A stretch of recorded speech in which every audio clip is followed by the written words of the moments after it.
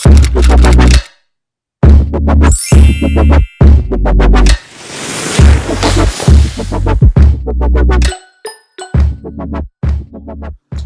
up, beautiful people? So today we're talking Gretel and Hansel, which is the dark horror fantasy starring Sophia Lilly, who played Beverly in It, and Sammy Leakey, and I hope I'm pronouncing your names properly. Now, if you have been keeping up with my movie reviews, you'll know that they always include spoilers.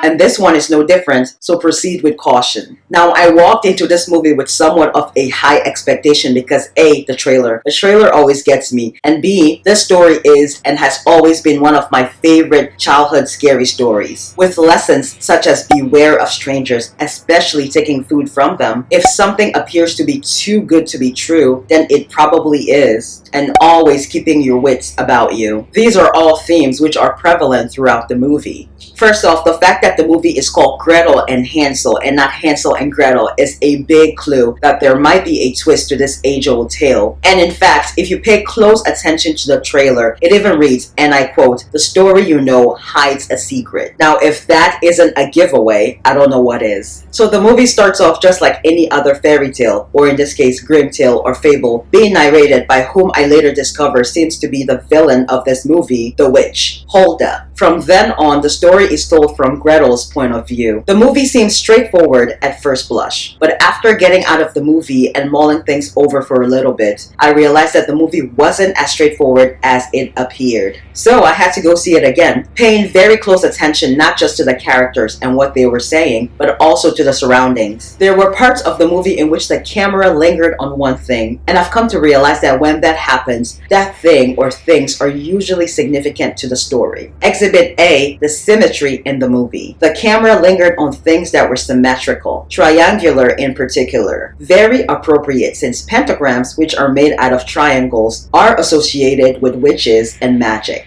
There's the witch's house and hat. There's the axe stuck in the table right before Hansel and Gretel's mother kicks them out of the house. There's the axe which Hansel cannot remove out of the tree trunk, which weirdly reminds me of Excalibur. There's the peephole through which Gretel keeps watch of her brother when he sneaks in through the window into the witch's house to get some cake, which reminds me of the all-seeing eye on the back of the dollar bill, which is a dead giveaway that Gretel possesses the gift of second sight, much like the little girl in the pink hat and pink sweater. Which then leads me to Exhibit B, clues that Gretel is psychic. There are several. There's the very beginning of the movie where she says, "A fairy tale has a way of getting into your head, even before you hear it. Somehow you just know it."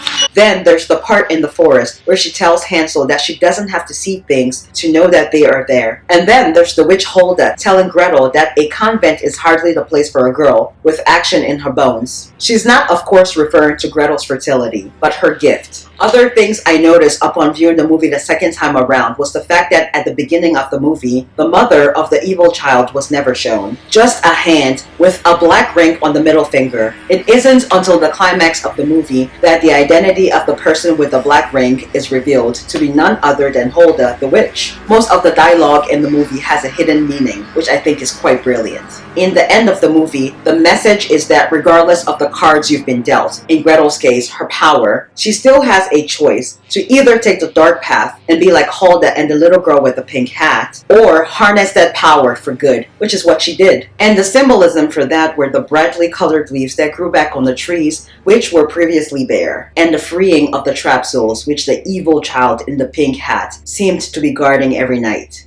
I really appreciate that the producers of this movie did not rely on jump scares or blood and gore, and yet there was an element of terror to this movie. I'll give the movie an 8 out of 10. Whoever did the costume and setting design for this movie deserves an Oscar. How they managed to make it look fairy tale-like and yet realistic and minimal is amazing. Also, how could I not acknowledge the nods to the original Hansel and Gretel tale? Rather than make the witch's house out of candy and gingerbread, the sweet treats was served up on a dining room table. There was the fire which Gretel started out in front of the witch's house, as did her father in the original, when she and Hansel first got taken taken out into the forest. The witch Hulda made a pebble reference, which in the original story was used as a guide for Hansel and Gretel to get back home from the forest. And where in the original story Gretel shoves the witch into the oven, in this movie Gretel uses her power to trap the witch over the fire she had made for Hansel, essentially burning her at the stake. I hope you enjoyed this video, and if you did, go ahead and give it a thumbs up. And if by chance you aren't caught up with my movie reviews, they are linked down below and in the end cards at the end of this video. And I'll see you next week Tuesday. Bye!